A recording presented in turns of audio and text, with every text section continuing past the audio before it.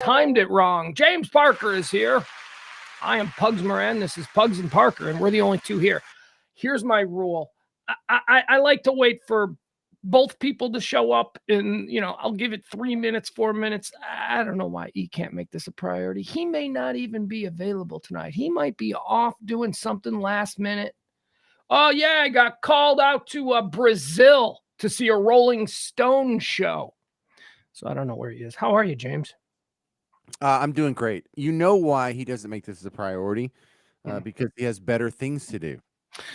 He really doesn't. I mean, I happen to know his schedule to some degree. Actually, that's not true at all. Now that I think about it, I'm sorry. I don't know his schedule at all. I just always no, he's running in a different direction all the time. You're right. He is busy, but he should enjoy this. This is like the part of the day where he gets to be something different than what he is the rest of the day. And I need him here because I wanted to start out the show, just the very top of the show, with sort of catch up from some things that we mentioned last night. We were talking about this crazy neighborhood that we live in and some of the people who have run afoul of what would typically be HOA guidelines. We were talking about his friend with the giant Samoan warriors carved into the side of his house. Right. And then we were talking about this crazy old lady who lives on Beverly, and she's got a yard that is problematic. And I wanted him here because I just thought at the top of the show we could do that, but then show that yard. Because yesterday, you know what I wasn't thinking, James? When he said, show a picture of it, I was like, I'll drive by and get a picture of it tomorrow. And then I realized, I'm like, Google Maps. We just drive right by it. There is no picture of a house that we need to go. They're all right there on Google Maps. Well, did you do it? Did you find it on Google Maps? Yeah. Here. I can show it to you. I was going to wait for him. Excuse me. This is what I think is like a second level discussion, not like who's the best guitarist of all time, but like, where does the property rights overlap with the rights of your neighbors to not have to look at Sanford and Sons? And, the libertarian in me says it better be a really effing nasty yard before the neighbors have any say-so in what someone else does with their front yard. And so on stories like this, I generally am okay with it. Like, what if it was next to you? Well, it wouldn't be my preference, but I don't think it should be illegal. I would try and convince them to clean up their yard, but I don't have any right to call the cops and force their hand. Here's our guy. He's here. I'm glad you showed up because I was going to start out the top of the show. Yesterday we were talking about this crazy, wacky neighborhood that you're a multiple property. He's heavily invested in this neighborhood. He ain't going anywhere. It's a fun neighborhood. It's one of the world's most beautiful neighborhoods, to be sure. Remember, we were talking, E, last night about a couple of neighbors situations. One turned out to be a very close friend of yours. That's the guy with the Samoan warriors carved into the side of his house. I think he's having problems. I think that might be the issue. Is he nodding off? He looks like he's... No, it looks like he's trying to fix something. Like he's trying to figure Leonardo DiCaprio in Basketball Diaries. Yeah, the frustration is now sitting. He doesn't know what's going on. He's getting mad. All right, well, James, that's okay. Let me show you what we're talking about here.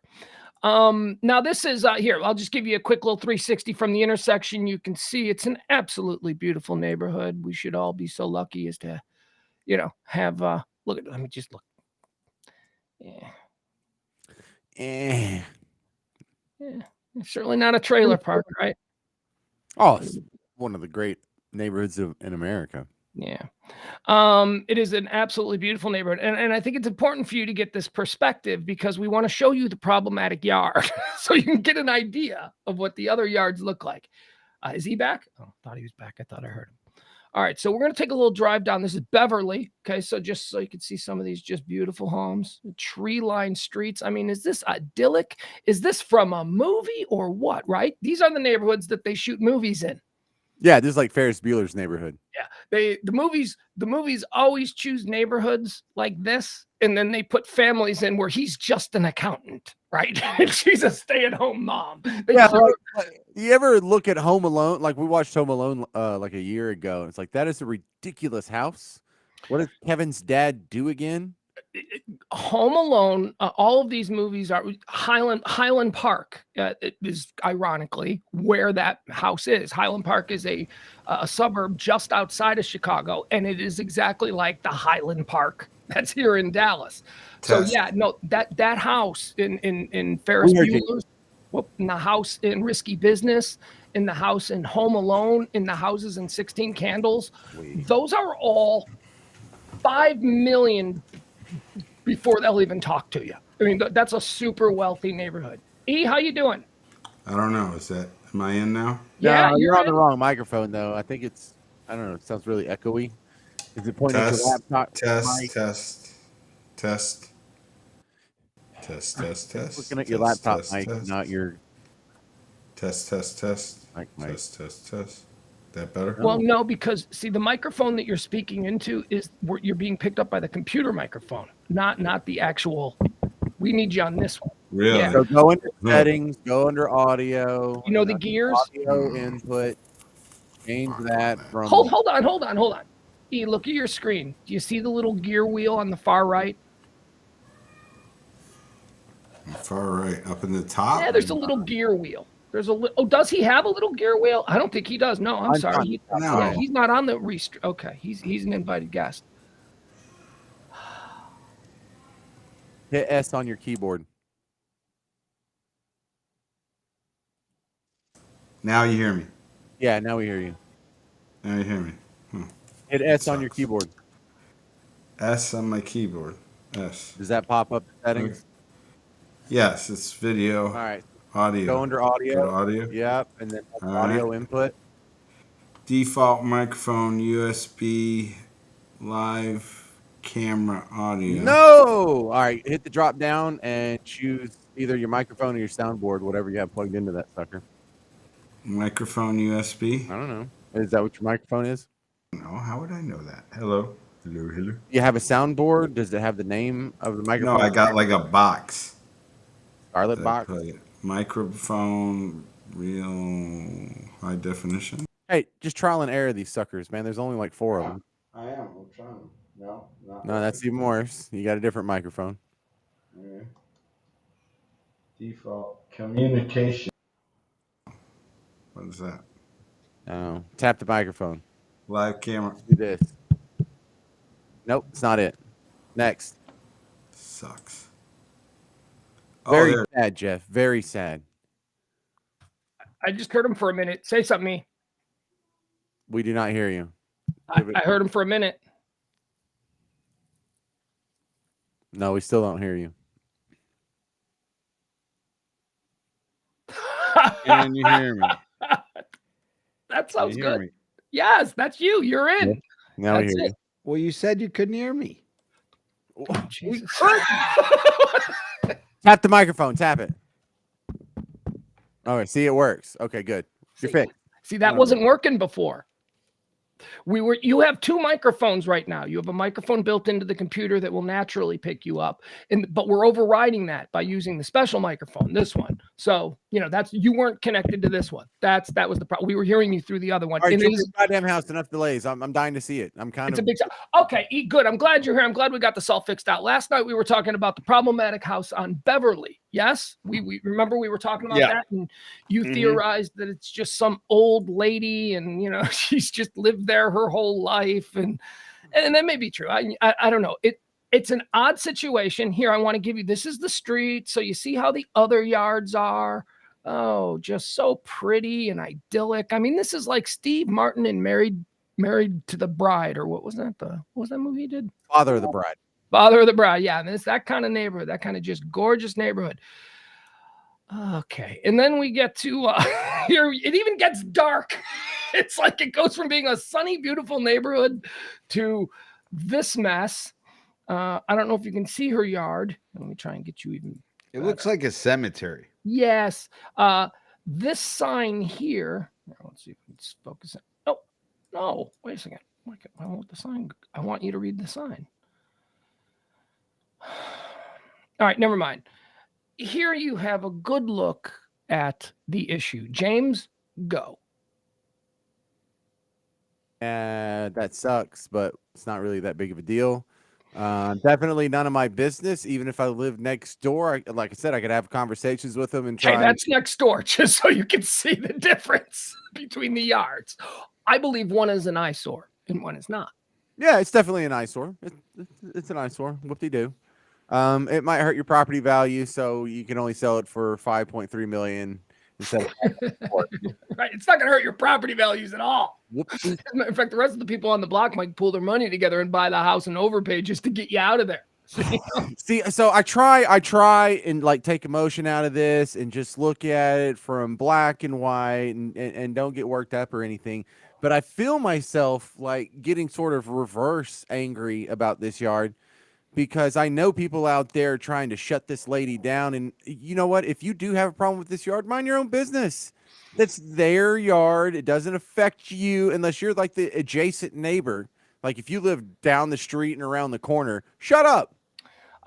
There's the yellow and blue house. As a property owner in the neighborhood, would you like to respond to James's mind your own business? Well, you see, there's the yellow and blue house Okay, right there. stay focused. I'll get there. Right, Drive right, up the street. right. So, and that's my point. Like, if there's the yellow and blue house, Oh, okay.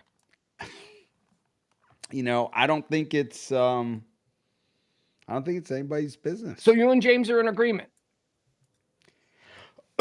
I personally don't like it. It's not attractive, but the house itself is in better shape than other houses without that lawn, whatever collection of planters or whatever. It's outdoor knickknacks. Go back to the yard. I Yard. want to full screen it and look at it again. Okay. There are other houses in the neighborhood that are more dilapidated than that house, than her house. Well, look, there's also a concern here. Like, is any of this vulgar? Is there like? No, that's not the concern. I think it's all about property value. It's all about other people putting their houses up for sale and not wanting prospective buyers to come through and see that. Now that's lawn furniture, probably 4 chairs and a table or 5, you know. I mean, there are people in this neighborhood, and not to cut you off, but there are people in this neighborhood who have some pretty exotic things in their front yard. There are some giant works of original art. There are a couple of people who have 2 gigantic hands that they sit in. So there are some odd things in this neighborhood. There's a gardener. Yes, there's the mannequin gardener that's pretending to cut the hedges with the clippers. That always freaks me out. I always forget it's a statue. That's the weirdest sculpture I've ever seen. So there are odd things in this neighborhood. This is, however, I guess a little much. I guess this crosses the Rubicon. Well, to me, it also feels like stuff is for sale. Like it feels like you would be meandering up and down those aisles. I think if it was a little bit more chaotic and not so organized, and I know that doesn't make sense when you have that much junk there. Yeah. But I mean, it does have a feeling of kind of like you're having an everyday yard sale. Here's what it is. Here's the bottom line. And this is what all the women in the neighborhood are angry about. We can talk about dollars and cents and property values and all that, but there are women in the neighborhood who look at that and are offended by the incredible lack of style, by the clutter, by the mess of it. You're right, E. Maybe if they were to do something like that, but it was a little more artistic or something, it might be, it might be more palatable to the people there. But that looks like an outdoor sale at a Walmart or a Home Depot. That does not look like something that should be in this neighborhood. That's my opinion. Okay, now there is the angle that this is a protest of some sort. Now, if that's the driving force, if they're doing this with the specific intent of flouting a law that they think is unjust and unfair, then I probably like this person. Me and this person would probably get along, be friends. Like if we had to hang out at a bar and chill for a couple hours, we would probably enjoy each other's company very much. James, it's a crazy old lady. I've seen an old lady puttering around out there. It's just a crazy old lady. And this is the sign. I don't know if you can see the sign here, but this is a sign that details her protest. Okay, but you know me. Think about it. I mean, just actually put the 3D rendering model in your head here. Think about how great James Parker gets along with crazy old ladies. Me and crazy old ladies we could be best friends. I didn't know that was your thing, but I'm not going to push back on it. Dude, there was this girl I dated who had a really old, I don't want to say really old mom. Her mom was like 35 when she was born. And when I stopped dating the girl, I still hung out with her mom every once in a while. Yeah. That's weird. Like That's not normal. No, it's not normal. But she came to like some Pugs and Kelly events. And, you know, when I moved from Dallas, we haven't hung out since. But no, me and crazy old ladies, we get along like that. And I can almost guarantee you that yard is a crazy old lady. And, you know, even with the like that Ukrainian flag, but sort of the protest, that tells me she is sort of the left-leaning libertarian. Are you familiar with the political compass, the 4 quadrants of the compass? No. You would be the green quadrant. Oh. Yeah. No, not familiar with that at all. She just seems like a crazy old lady who likes her garbage. It's just a lot of clutter. So, but honestly, you know, I tend to lean with you guys. I mean, if I lived in the neighborhood, I would just be like, sucks that we have a crazy lady in the neighborhood that has a cluttered yard. I wouldn't do anything about it. You know what I mean? I would just be like, whatever. I mean, to me, it feels kind of normal. Like there should be a few houses that aren't just perfect. You know, there should be somewhere in the neighborhood that there's an elderly older person. You own property in the wrong neighborhood because but I mean, like, wasn't it that way when you were a kid? When you grew up in your neighborhood, wasn't there a particular South side of Chicago neighborhood and then a South Side suburb? I grew up single family homes. You know, there were people with cars in their front yard where I grew up. It's, you know, no. Well, even when you went to the nice neighborhood, there was not every home in the nice neighborhood in total repair. I mean, there were some of those neighborhoods where they were old money, there were elderly people. Older homes, yeah. The older neighborhoods with the big oak trees in front. Yeah, I know what you're talking about. Like right. Oak Cliff. You know, and yeah, just in you know, unfortunately their children had moved out and they're just, you know, the last one standing. Yeah. Anyway, okay, we can all agree. Maybe we should start like a public online defense of this lady. Well, I just feel, you know, I feel more sad for her in the tail end of her life. Should we interview her? Should we try to interview her? It would be a fantastic interview. Oh, I'm sure she would probably want to, because I did read the new ordinance or whatever it is that they passed, and it specifically, you could tell, targeted her. Mm-hmm. Like there was a per. That's what the sign's about. The sign answers that. They are purposely writing laws against me. That's what her argument is. If you read, have you read the sign? Have you gotten out and read the sign? Well, I read when the city of Highland Park passed it, they sent out something to all the people that own property, and I read it back then, and they limit the amount of potted plants that you are allowed to have in your front yard. She's in violation of it by like 170. To a certain amount of square foot. Who's the damn victim if I have 6 potted plants in my front yard? Like nobody. I hate these laws. Fight them, crazy old lady. I bet you got like 8 cats. Well, no, hold on. Don't just move on. Who's the victim? And I'm about to tell you who the victim is. The guy next door trying to sell his house for top value. That's the victim. What do you say to him? Yeah, okay, so 6 potted plants tanks the value of your house. I think you have bigger problems. It doesn't. Oh, you think the people in this neighborhood have? They got no problems. That is their biggest problem, man. Come on. No, I could just tell you, like, you could bring the appraiser out, and if I have 7 pots on my front lawn versus 6, the guy that is appraising the house is going to come up with this exact same price. It doesn't have any effect on your damn. No. The appraisal is better. It's the people who are walking into your house to actually write the check. Ego. Well, my question is, okay, you live next to it. What is the danger?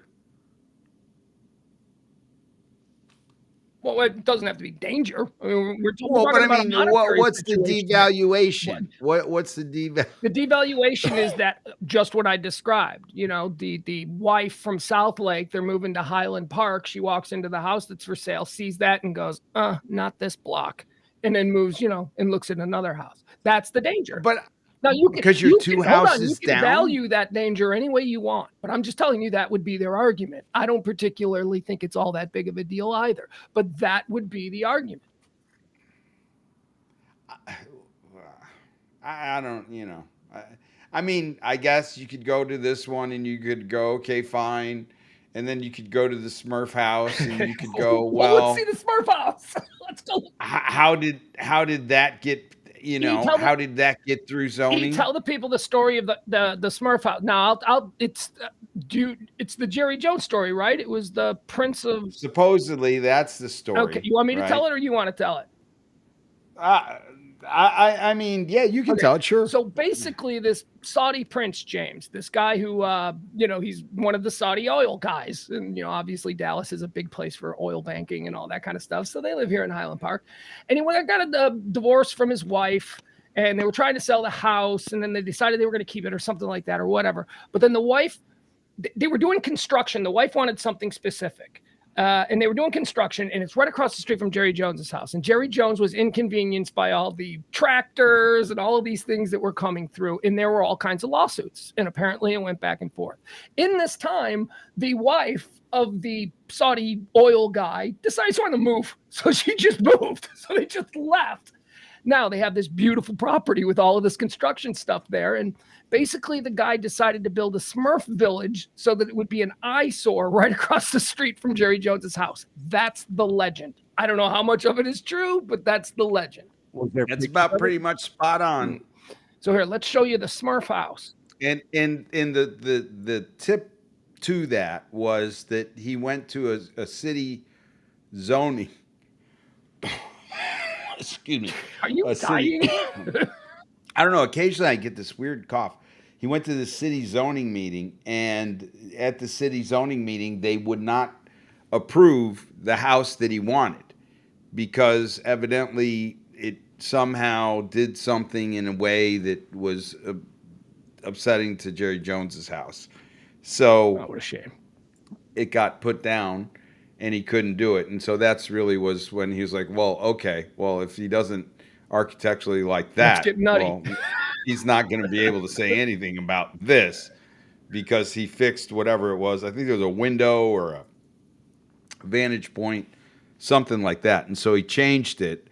And I mean, literally, I have never seen a person living in this house other than the people that take care of it, like the security. And that seems like it's dried up here in the last 2 years. I walk by it every day just about with the dog, just because it's on our little track. And I've never seen anybody in there.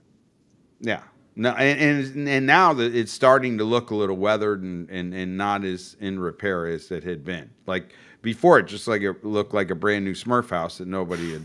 Yes, it's starting to fall apart. Walked into. Now it's starting to weather and kind of look like maybe the Smurfs haven't been in for a few seasons. All right, so let me show you what we got here. Here's this right here. This is Jerry Jones's house. See this white fence line? Okay, so here's Jerry's driveway right here. This is his main driveway, call box, all that good stuff. So Jerry Jones's house right here. You want to go see him? That's where you'd enter. Although there's a cool servant side entrance too. That's nice. This is the Smurf house that is right across the street. You can see all the green topped buildings that look like toadstools. Hold on. I'll get you a better look at it, but let me see if we can get closer. All right. So here's an odd. All right. There you go. Well, you just look at the fence, and when you see the fence, you can tell it's odd. Yeah, it's mushroom capped. They're all like these weird mushroom capped. We'll get the front is a better look. So let me pull around the front for you. Okay, we'll jump over here. Come on. Am I on the wrong side, E? I am. No, you're gonna get it right now. You go around. No, that's the. There it is. You're back. There it is. I see it. Yeah, okay, so here's like the front of the Smurf house. There you go. That's it. This is stupid ugly. Oh, they requested that Google blur it out. Really? That's what that is. Probably because they're getting so many people wanting to see it. That's what that is. People want. Well, back it up. You got a better angle. There we go. From this angle, we can see it. Okay. Oh, it's the address. It's the address that they don't want people to see. Oh, okay. All right. So here we go. Just look at even the groundkeeping. You know what I mean? Even the hills and the berms, like everything that over to the right in the corner where all those green canopy awnings are. Like, Well, I wish you could see. We can't see that because we can't get a road shot that is close enough to really show the backyard and the side of the house and the nuttiness that's going on over here. that's a good No, shot but right you go to there. Google Images. There's some shots of this. Can I Oh, are zoom? they? Do you got some? How's that? Yeah, is that a little better? Yeah, more? yeah. But that's years ago, right? E? That looks like the Smurf house from years ago. No, I mean that's the same thing. That's the same awning. Wow. Yeah. So yeah, there are crazy things. There are crazy, rich people just, I'd love to get inside that house. Smurf house? As much as I've walked around it, I'd love to see as crazy it is as it is inside. I wonder if it was for sale, if you could like turn it into something. Like, what is that a novelty? Like, is that something? I don't know. Supposedly it's not for sale. Yeah. It's just somebody who has stupid money that doesn't. Yeah, it's the ever prince. care. It's some prince in Saudi Arabia, and it's not for sale because he knows Jerry Jones will buy it. He doesn't want that to happen. He's just gonna leave It's it like there. he'll take some of his $5 billion of net worth and buy a Smurf house just so he doesn't have to look at it when he comes out his Just driveway. to taunt Jerry Jones. How funny is that, James? That's Billionaires in there. fantastic. See, and this is why God won't let me have great wealth, because I would do far more vindictive stuff than that. Like, there's a couple people, like, I don't hold grudges. Like, I'm not just carrying around hate in my heart for certain people, but it would amuse me to no end to just hire someone and pay them very well to follow around people that deserve it and just annoy the piss out of them. Hey, just follow him wherever he goes to lunch. Go eat lunch there. You right? Just drive him. Can I tell you a very real fear that I have? Like, sometimes I want to fight with Elon Musk on Twitter, but I have this fear that what if I was Elon Musk and people were messing with me on Twitter, I would just pick one rando out of the group and destroy their life. And I'm afraid it could be me. So that's why I don't ever smart off. Wouldn't that be something like, do you think he's done that? Because Elon Musk takes all kinds of crap and he has the money to find out who anyone is behind a Twitter handle, and he can screw with them. Even it means buying the company they work for and firing them. I mean, he can just screw with them. Well, look, that's sort of the basis of the Mark Cuban show, The Benefactor. Do you remember that? Because The Benefactor put all kinds of just evil ideas into my head that I haven't let go of. Because now, if I ever become a billionaire, if I ever, sell out my company for $4 billion and me and you split it down the middle, then I would find two randos on the street and I would make them play a game of Jenga for $10,000. I think that would be the best. What a great show that was. He's just jacking with poor people. You just put a bunch of money on the table and, this is life-changing stuff for them. And all of a sudden, a simple, stupid game like Jenga all of a sudden becomes a life-changing event, and watch these people freak out. This is why God will never let me be rich. E and I were talking when the lottery was at $1 billion. We were talking about things that we would do. You remember this conversation? And we're like, we would you would abandon this house and we would go get a bunch of homeless people from Lemon Avenue and say, here, you've got a place to live, just to watch how people reacted to it. Just let a bunch of homeless people. Yeah. And then we just go move into the Four Seasons or something like that, the Ritz or whatever we got here in town.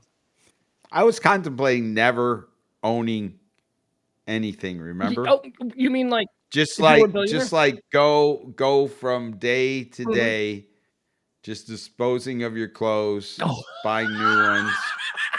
I love that. I love that idea. Not having a closet, like just you just kind of live like you go to the mall. So here's the get problem with yourself that. a few.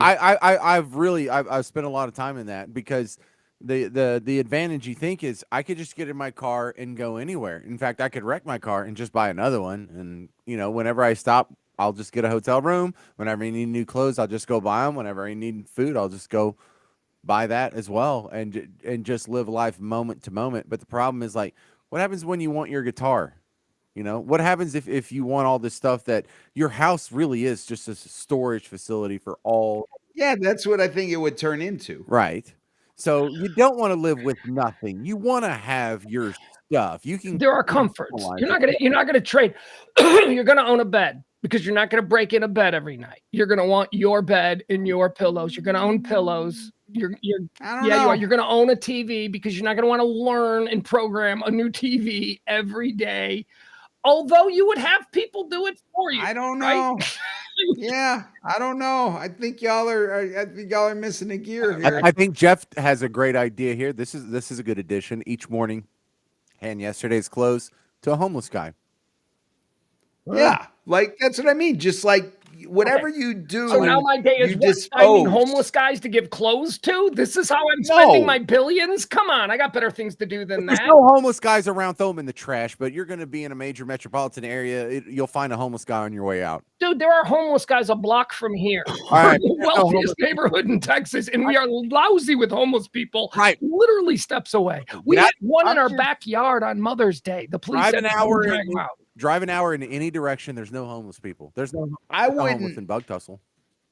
I would not make it my job to wake up and worry about what I was going to do with what I bought the day before. Like that seemed like it would be problematic to where I'd almost want to have a house then. But if I could just wake up and basically hotel surf, from President Suite to President Suite with room service and fresh towels and pillows, and do you really care? I don't look now. That's what I thought you were talking about. If I was that rich, I would live in a hotel suite, full time, but I would have clothes. But why one? Well, I would jump around. I would live in a different city. Yeah, that's what I would mean. travel. So then you wouldn't want to take anything. I would have a list. Like I would have like my 5 favorite global hotels. Like the Mandarin King in Taipei or whatever. I would jump around and I would just travel the world. That'd be great. But that ain't. I don't know how practical it is. It's a fantasy. I just don't know how practical it is. I mean, it's almost like you need an airplane with a closet. Okay, so let me tell you this. So that sounds easy. No, I'd have my own airplane. It'd be set up with my own thing. So what? At the drop of a hat, you're just going to drive 12 or you're going to fly 12 hours across the globe in your own airplane? You're still stuck in an airplane, man, even if it is yours. I'd still have a closet in there. That's all you need. That would be your storage. Different levels. I'm not. You're like, yeah. I couldn't. I guess I can't even fathom being the level of wealth that he's talking about. James, you just made a statement about not having homeless people in old Bug Tussle, and that may be true. I have no way of knowing. But what I do know is you got another kind of thing there in Bug Tussle, and I wanted to talk to you about this. Okay. Are you familiar with the new HBO Max or Max crime miniseries, How to Create a Sex Scandal? No. Well, no, I haven't heard of it. No, and I've been on Max recently. Okay, well, here, let me. I'll tell you what. We'll show you the quick little trailer for it, and hold on. Question for you. Yeah. If you have homelessness in Bug Tussle or no homelessness in Bug Tussle, would you be willing to take a few? Yeah, right. Yeah, we would. Okay, here you go. So why aren't there any? Because it's easy to say. Why do you think there aren't any in Bug Tussle? Because it's easy to say you would, but it's harder to do. Here, James, I want you to watch this. Let's not get down this rabbit hole. This is the new HBO Max series. It's 3 episodes, 44 minutes each. It's kind of like, like Making a Murderer. Remember that on Netflix? It's kind of in that vein. So here, James, I want you to watch this. This takes place in Bug Tussle. Actually, all of the trials took place in Tyler, but here you go. There's been another arrest in the Mineola sex ring case. As of today, a total of 6 men and women have now been arrested with Smith County police say they are accused of forcing 4 children under the age of 7 to perform at a swingers club. They basically took my childhood from me. Took Sally Pals. So words cannot describe what these children have gone through. 9-year-old boy thinks they got a knife. If we're gonna make a peachy promise, just tell the truth. The truth of the matter is, it didn't happen. It never happened. They brainwashed us. Everything they'd said was a lie. Sex kindergarten, swingers club, and they ruined a bunch of childhoods. There is no case here. This is smoke and mirrors. They're in for the money. It's all your fault. She's straight evil. How dare them? I remember thinking, where is this gonna go? I was told, don't make any waves. I made waves. Somewhere lies the truth.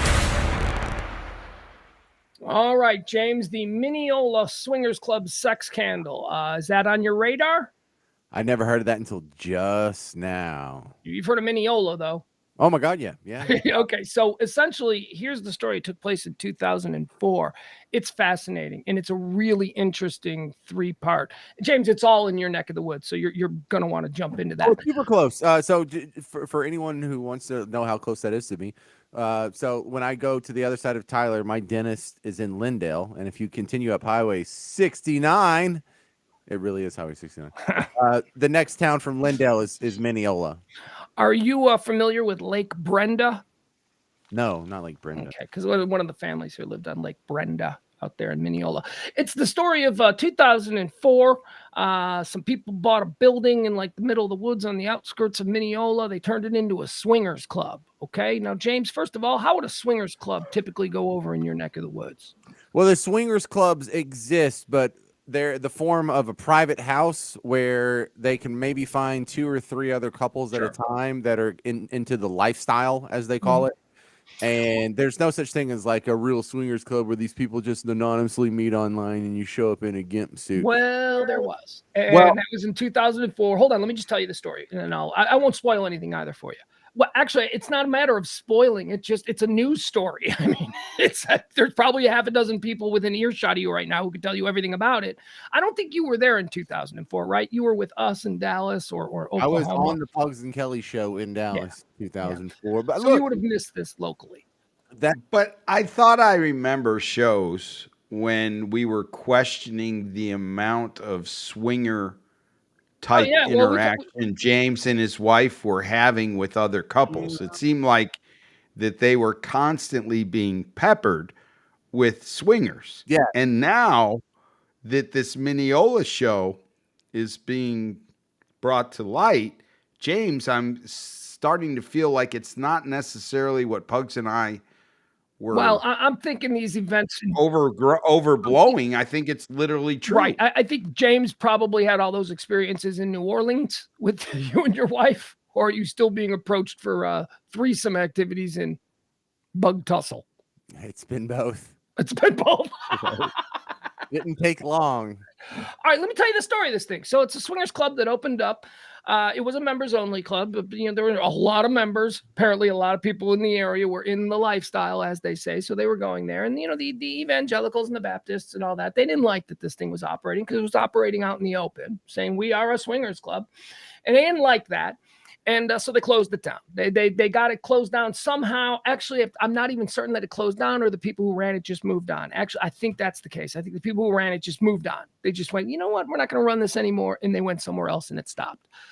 A couple of like a year or so later, there were a couple of kids that were put into foster care. And they started talking to their new foster mom about how they danced at this swingers club and how that they played kindergarten at the swingers club and they learned about sex at the swingers club. All these little kids, right? They went and the Tyler police or whatever, the police in the area, or Texas Rangers, they went and they rounded up everybody who ever went to this swingers club. And they basically, with very little evidence, put a whole bunch of people in jail for a whole bunch of years until finally all the kids grew up to be like 14, 15 and started going, we were brainwashed by this one lady to do this. We didn't actually, and they had to let everybody out. And they had, I mean, it was a huge, and the reason that I wanted to bring this up to you, I talked about this show today on the noon show.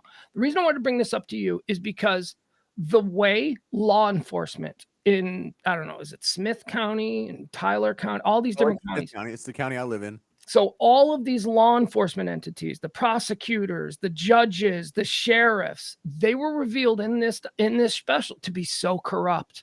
And it really leads credence to what your friend Jen has said on this air about the corruption that these police officers are into and the things that they pin on her.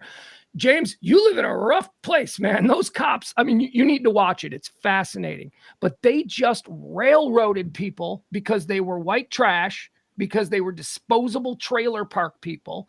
They singled them out and they just 4 years. Booger Red, one of the stars of this series, Booger Red, is one of the guys who was called the chief groomer. He just a big old dumb hillbilly who had never been to a swingers club in his life, but they wanted to somehow pin it on him. So they sent him to jail for 4 years. He was eventually let out. And Booger Red's a very simple man, and they're talking to him on this camera. And if your heart doesn't break for this simple man who got completely railroaded, I mean, it's great. It's called How to Create a Sex Symbol. You and the wife should watch it. Yeah, so there have been a few amazing true crime stories from this area. Probably the most famous is Benny. Remember the movie with Matthew McConaughey and Jack Black? Benny? It happened in Carthage, not the one in Tunisia, but here. Is that the guy that got drugged? No. But another one was Rush. Remember the movie Rush? Sure. Yeah. That was in Tyler. And so they're Jason Patrick and Jennifer Jason Leigh, Rush. Heck yeah. Okay. I love that movie. That's one of my favorite movies. That was in Tyler. That's a true story from Tyler. So wasn't there one out there where they drugged somebody with a pickup truck and a rope? That was the Bird. James Bird, and that was down in Jasper, which is still East Texas, but it's almost Beaumont. It's really far from here. Okay. But we have a problem out here in the fact that isolation. No, lack of accountability due to isolation. No. The problem is we have giant law enforcement apparatus that are all just foaming at the mouth to get a big bust and make a name for themselves, but we don't have enough crime to go around.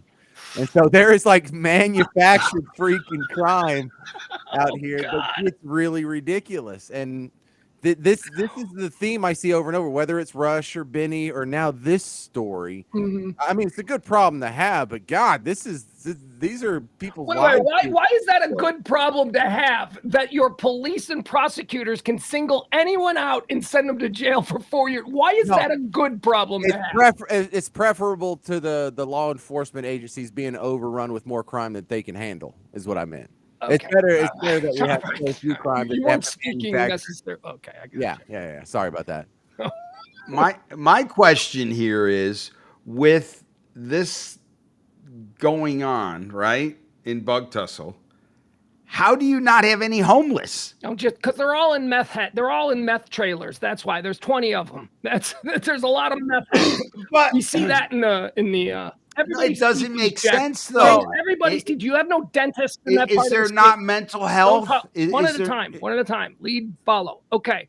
Go ahead. Never mind. I lost my train. Does it not make sense? Is there not mental health in Bug Tussle?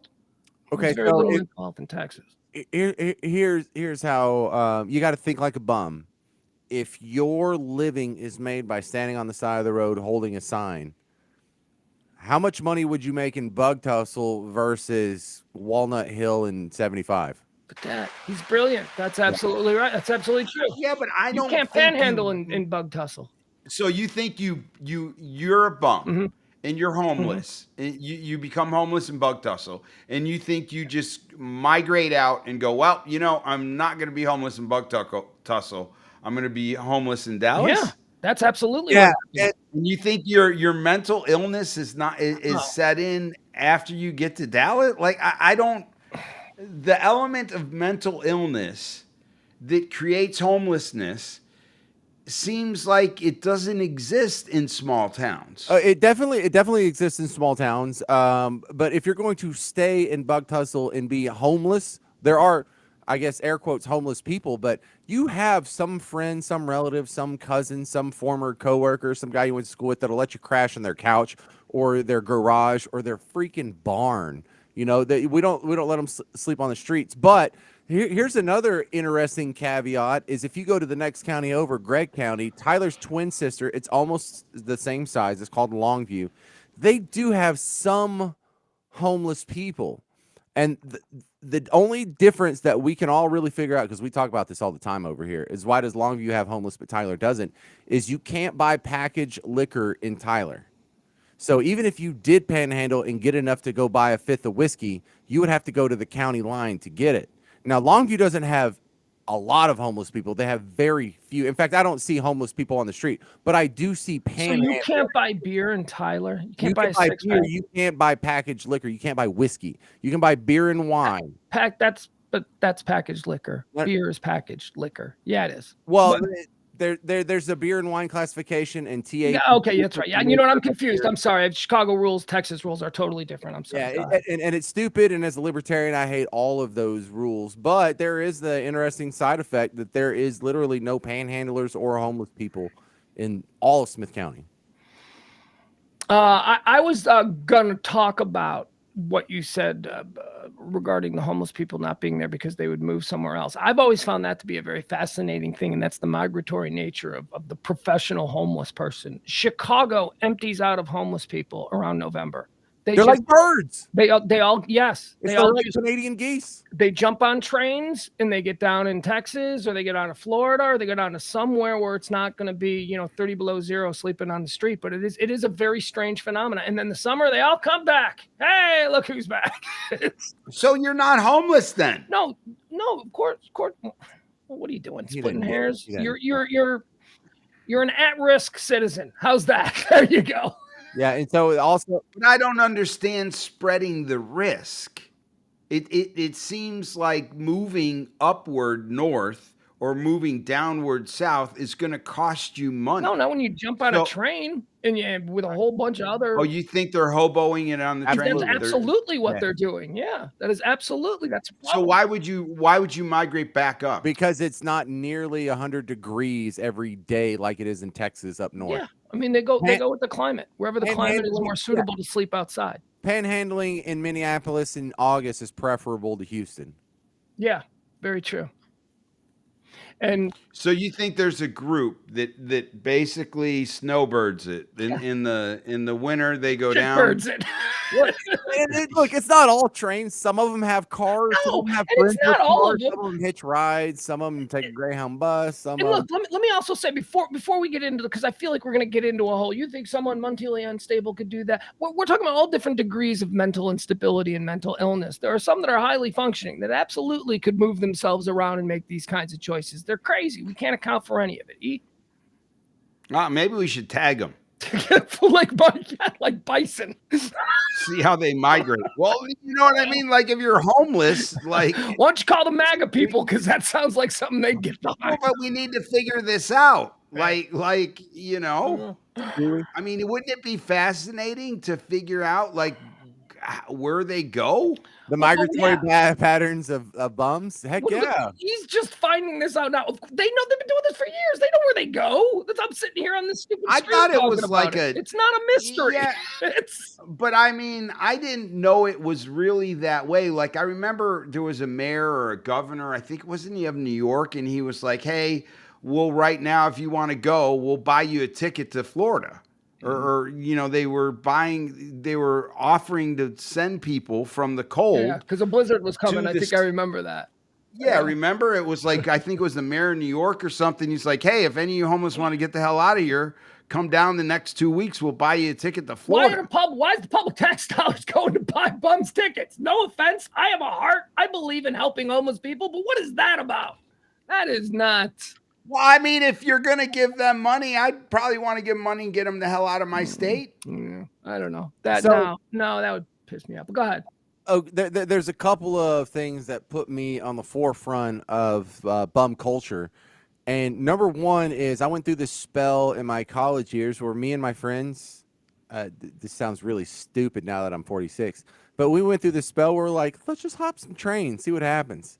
And so there was like 5 or 6 times where we would just go hop on a train because right by ETBU campus, there's a railroad track that does like basically a 90-degree turn. Now, trains can't turn on 90 degrees, so it's a really long curve that goes through the northeast side of town, and trains have to slow down to 30 miles an hour. So you can run next to a 30-mile-an-hour train, grab a ladder, and pull yourself up. And so this is what we did, and man, I think Christian McCaffrey would argue that you can't, but okay. So we met a lot of bums. And we had conversations with them. And there's like a whole bum culture. First thing you'll learn in the hobo/bum culture is no one goes by their real name. It's like working in radio. Everyone has a goddamn stage name. They're all strippers. They all got stripper names. It's ridiculous. Hobo names. So we didn't it was funny because by Can the you give us time an example? What would a hobo, like if a stripper name is like, Sapphire, what's an example of a hobo name? the first time we met hobos is the most memorable because the sixth time it's not that big of a deal. It's like, what's your name? Diamond. Did you do a whole leg on the Hold on, one train? question Like at a a time. segment? Give me an example of the names. So the first one, there were these two guys. They had camping rolls on an empty boxcar. Their names were Rerun and Bojangles. Nice. Yeah. Okay, I Like approve. Rerun, like from What's Happening. Those are wonderful homeless names. They're not at all intimidating. Well, there was a theme that a lot of them were sort of older African American culture names. We met a Bo Diddley. Well, I told you about the guy who was sent to prison for 4 years from Mineola from that sex. His name was Booger Red. That was his nickname. He went by Booger Red. That's a hobo name. What's the Booger Red story? Well, Booger Red is the sex scandal from your hometown. He went to prison for 4 years. He was accused of being at the strip club. He was never at the swingers club. He was just Booger Red. He was just a local loser who they decided. So he had a name, right? Yeah, but that name, Booger Red, that's like a hobo name. We never met a homeless guy and we're like, "What's your name?" And he was like, "Scott." It's never, right? Brad Davis III. Nice to meet you. How you doing? Never happened. No. So yeah, and in fact, in one of our adventures, we jumped on a train in Marshall, Texas, and we got off in Mineola. Mineola, look at you! All right, very good. Hey, we're running out of time here, but I wanted to get into something with you two today. A pretty big news story. I wanted to get your thoughts on it. I gave a nice little rant on the High Noon show today about it. But this whole thing, James, I don't know if you're familiar, maybe you aren't as well, but there was big moves in golf today. The PGA, the Pro Golfers Tour. They basically merged with, actually they didn't merge. They did not merge because the guy who was running the whole thing comes from Live Golf. So whatever happened today, Live Golf and PGA somehow came together, and now the guy at the top is a Live Golf guy. So anyone who seems to think that the PGA came out of this what do you, James, were you following this today? Did you see this? Tell me about it. Well, I love this because in my lifetime, I've been waiting for one of these rivalry stories that I've read about that happened before I came about.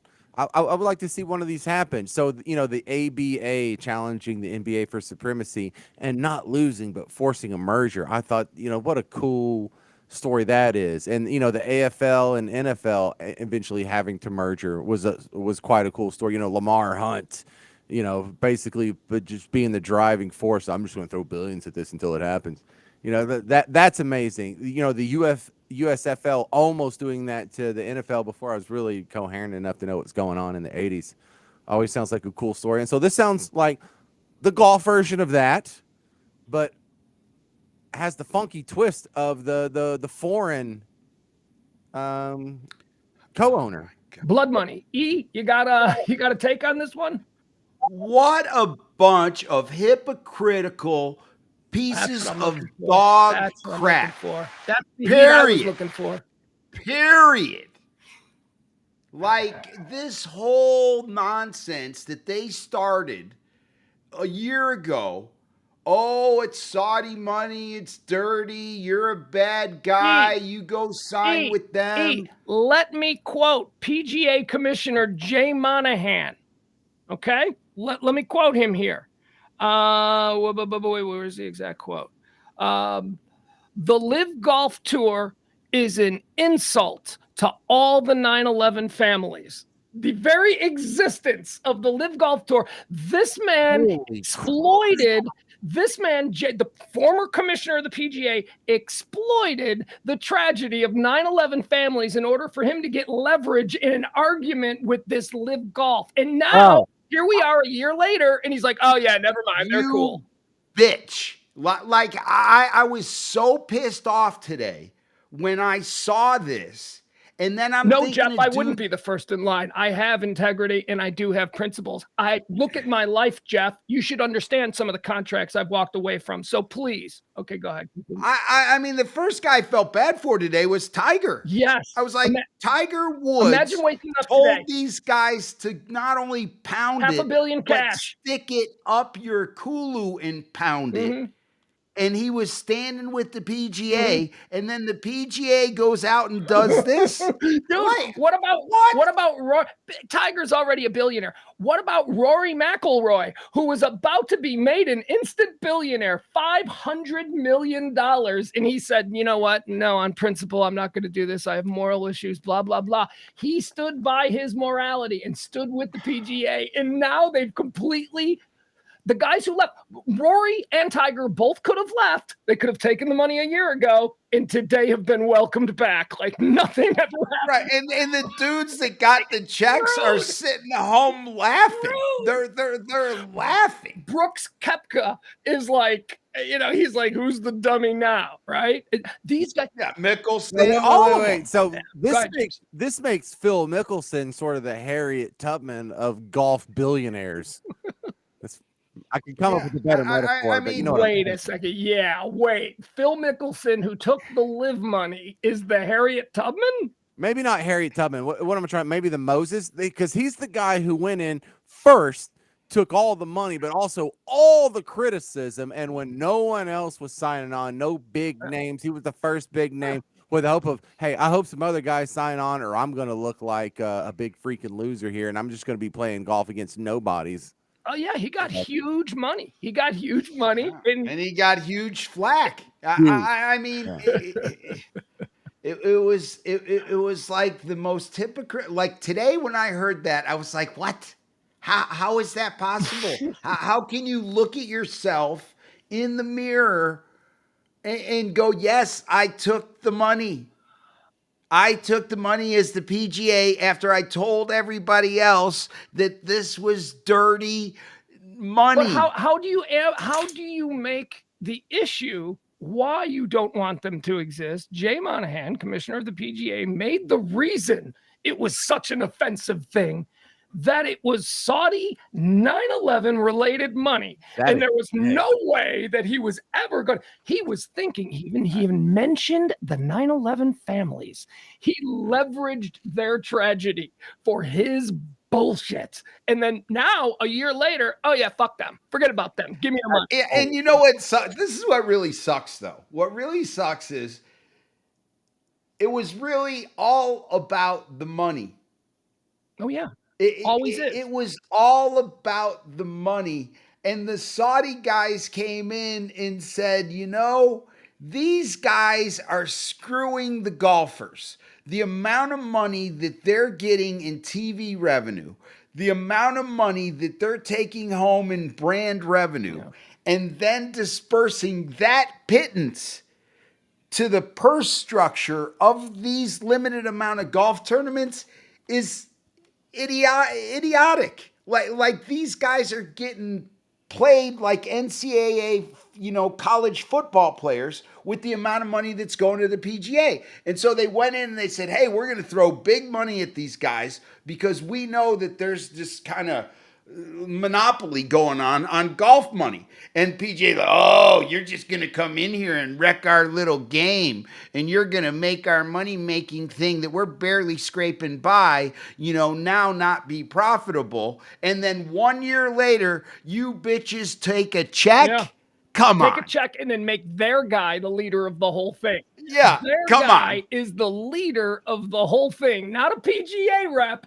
A guy from Live Golf, the chairman of Live Golf, is now the president of all of it. James, go ahead. I know you're chomping. Well, I kind of welcome our new Saudi overlords and all their financial contributions because, all this money is oil money, and like 25% of the oil that is bought and used on planet Earth is done right here by good old fashioned Americans here. And some of our money goes back to the Saudis, right? Well, this is just getting some of it back. In fact, this is us getting large chunks of it back. How much did Phil Mickelson bring back in some of our precious oil money, right? Phil Mickelson brought home hundreds of millions of dollars of oil money back to the United States. This is a repatriation of funds. And, but this is a moral question. This is an ethical, this is about integrity. Yes, we could always fall back into what's the dollar bottom line, but no, I mean, this is a bigger issue about what people stand for, what organizations and brands stand for. We know what the PGA brand stands for now. But James, I too have a very big kind of conflicted thing about Saudis, because the Saudis are involved in everything. Half the movies I enjoy are produced by some Saudi prince. I love Formula One. Formula One is almost completely owned and operated by Saudi Arabia. Well, Look, I don't want to be hypocritical. I don't watch golf. This isn't going to affect me in any way, but I do want to call out this bastard, Jay Monahan, for using the 9/11 families for a year. Oh, yeah. He's coming off like a real tool, but the Saudis are actually coming off kind of cool about it, because for one, I'm a little bit flattered at the Saudis' attention. Like, really? Why would you throw hundreds of millions of dollars at our golfers? You really care that much? Like, you want to be a part, you just want to be roped into our sports leagues? And cool, that's cool. You could be part of our sports league. It's fantastic. So I've seen them like there's this PSG. Do y'all know what PSG means, or am I talking into a wall? In what context? No, you don't know. So PSG, Paris Saint-Germain, Paris is a football club that has like Messi and Neymar and Mbappe and okay, so there's just some sheikh in, I think it's Bahrain or Qatar or whatever, that bought the biggest soccer club in Paris and then started signing all the stars and paying like ridiculous money. And they're like, "This is above the salary cap. I'll pay the luxury tax. I don't care." And so these dudes have bought, I don't want to say like half of the Premier League teams, but they own a few of them now. They own a few of the teams in the Spanish league and in the French league. And these guys are really interested in Western civilization sport. Yeah. And this is a bridge across the West and the East that doesn't need to be discounted. That is the optimistic way to spin it, and it sounds like you're working for a crisis team paid by the Saudis. The other way of looking at it is this is sports washing, James. That's what this is known as. It's Saudi Arabia trying to draw attention away from all the other things they're being criticized for by bringing parties and fun. And do you remember the other day we were talking about extradition, and I kept mentioning all of these Middle Eastern places that I'd like to go? The only reason that I know those Middle Eastern places are so cool is because of Formula One, because I watch Formula One every week, and there is a different race in a different Middle Eastern oil. It's either in Dubai or Saudi Arabia, whatever. So I don't really care. Again, this is half the movies we see are produced by, the Saudis. So what are we doing here? Okay. Let me try and reframe this, because I just watched the World Cup in Qatar, and I know that was a whole propaganda push, but they're making an effort is the point. They're not going up and gobbling up teams in the Chinese Major League or the Japanese Major League, or they're not looking east. They're looking to the west. They want to be part of what we've got going on here, and we need to welcome them with open arms, because look, Saudi Arabia and the general American culture, especially that of the South, have some serious impasse conflicts, but we have some giant overlaps as well. Think about how much the Saudis like drilling for oil, and I'm from Texas. We love drilling for oil. They like driving big, giant cars and SUVs. We love that too. They love guns. Texas sold more electric cars last year than any other state in the nation by 3 times. California was second, and Texas sold 3 times more electric cars. So yes, the oil thing is going away. It is broken. The electric car is broken through Texas, and that was when they said the electric car would be a thing. But Saudis like blowing stuff up. I like big booms. They're into polygamy. I'm kind of, they're garbage people who, do horrible things. They're garbage people. Oh yeah, absolutely. Yes. I'll say it again. The Mohammed bin Salman regime are garbage people. I'm going out on a limb on that, James. Okay. Go ahead. Pin me in the corner. I'm not talking about the royal family. I'm talking about that's what we're talking about. We're talking about the royal family. But he's only doing it because it's popular with his people, and he's bringing all of his people along. And when look, let me bring this up here, because this y'all don't keep up with soccer as much as I do, and there's no fault in you for that, but you just didn't know about this. So there's the league in Saudi Arabia that's been buying up old soccer stars, just like the league in America, the MLS. we'll buy some guy that's like 35 and on the last leg of his career, and he'll go play at the Los Angeles Galaxy. I mean, I can name drop, but you don't know any of these dudes.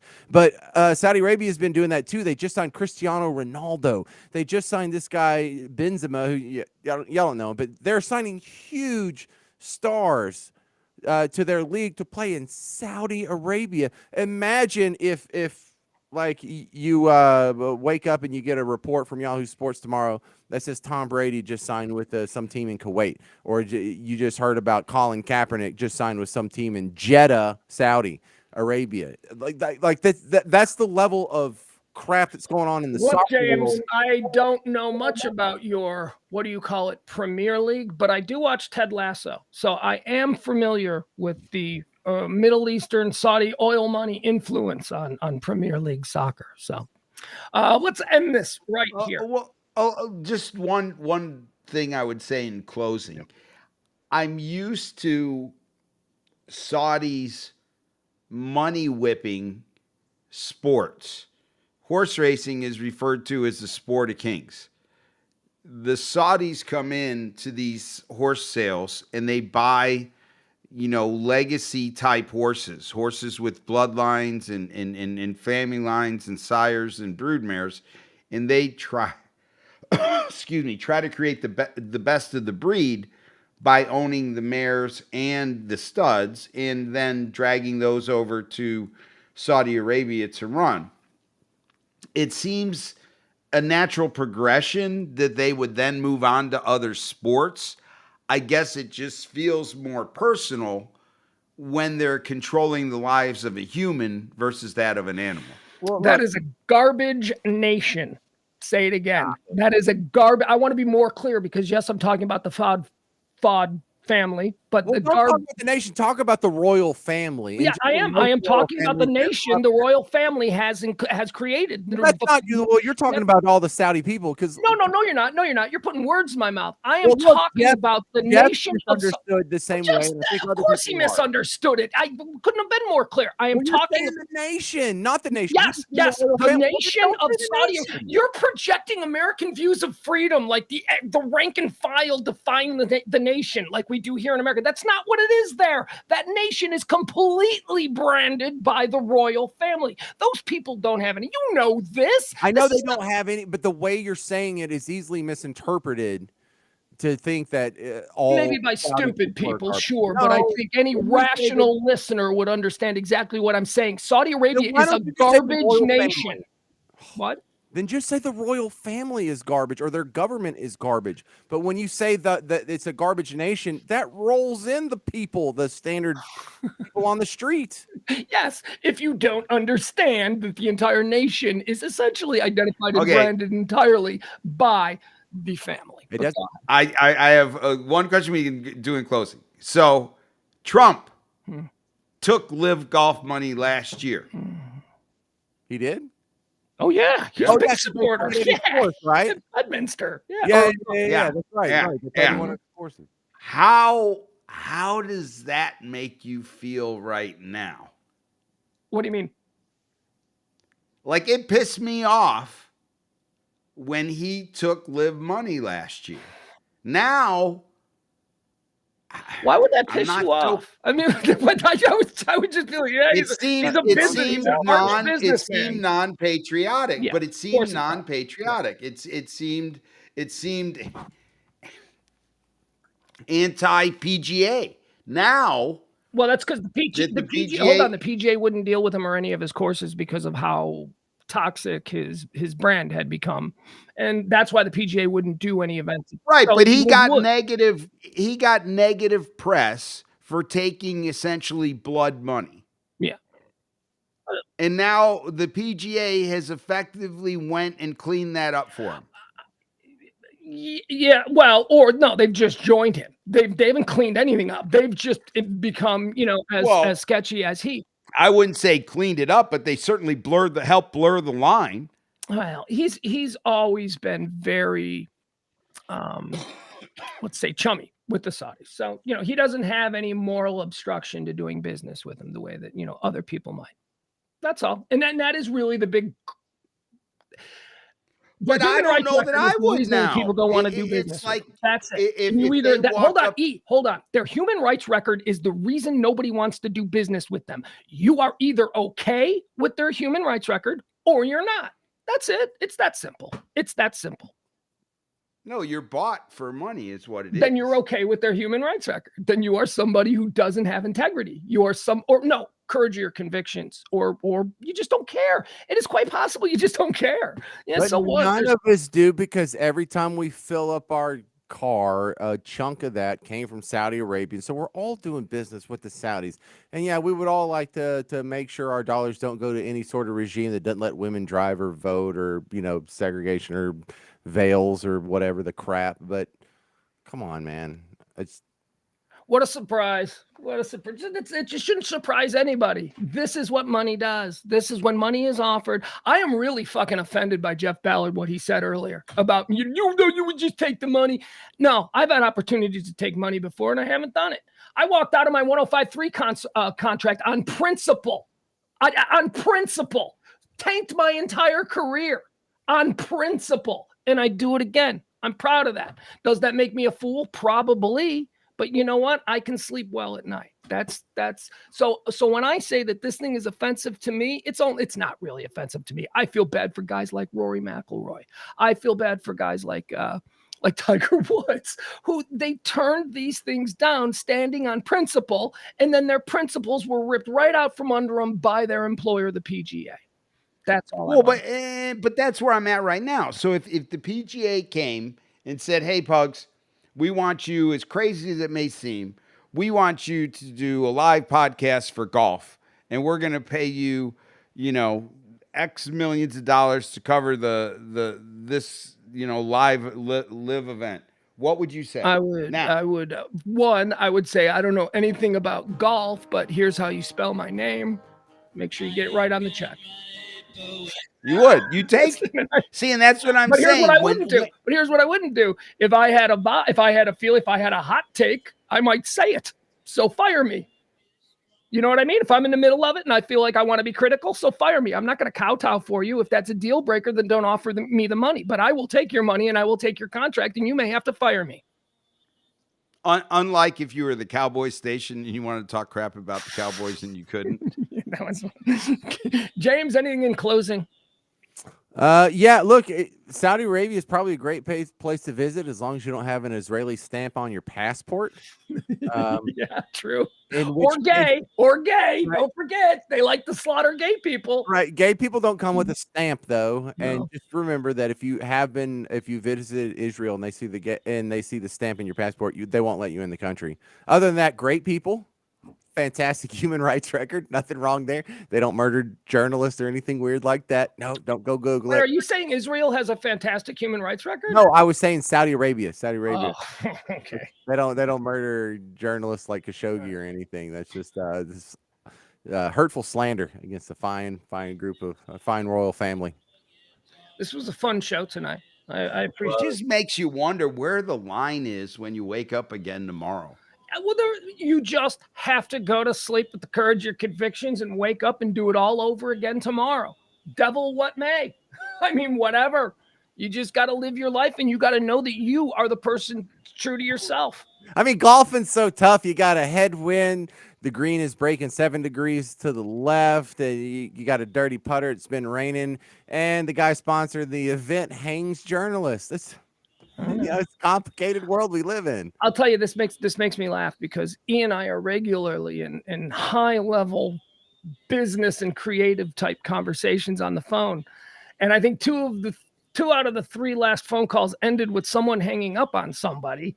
And it's all because I get too into my integrity about what it needs to be. And you scream at me about it. So I'm sorry. I'm trying to be more workable. But well, no, I mean, I don't know. This one just threw me for a loop. I mean, when I saw it this morning, I watched the guys on Channel 8 were having trouble dealing with it. Like they couldn't understand. I mean, you just can't understand how they took the money and lost control of the PGA to live. My God. Other than they wrote a check with an extra digit that said, we get to control the PGA because we're writing the check. All right, but if there are any Saudi sheikhs that are watching the show right now, we can be bought off at a much lower price. We can, but I can't be muzzled. I can be bought, but I can't be muzzled. That's what I'll say. I can be bought and be muzzled. I'll be the spokesperson for jamesisgay.com tomorrow for the right price. Just find me on social media. Why would you need, wait. Why would that have to be the right price? What's wrong with James is gay? What's wrong with that? Well, because I'm not gay, so obviously I would. Right, but what if somebody thought you were gay? Why would that be a problem? No. The point is that it sounds like you're telling me that you would never want to be associated with gay. No. The fact that is factually. You want to apologize? You want to apologize to gay people? I think you need to rephrase that. It's true. I mean, see, that's what you did to me with Saudi Arabia, you rat bastards. There you go. I got him back. All right, very good. Just let people talk. Stop fucking twisting people's words and trying to get them in trouble. Stop playing the gotcha game. Real conversations are what we need to have, and I think we've done that here on this show and on the last show and on the show before that. I can't tell you how pleased I am with how these shows have been going. And I'm so glad that you guys can be here each and every Monday through Thursday night at 9 p.m. We are Pugs and Parker with, let's just say, E. Bye, everybody. See you tomorrow at noon. High noon show tomorrow at noon. Love you all. You're the best. You're the best chat room in the game. I am on a never-ending quest.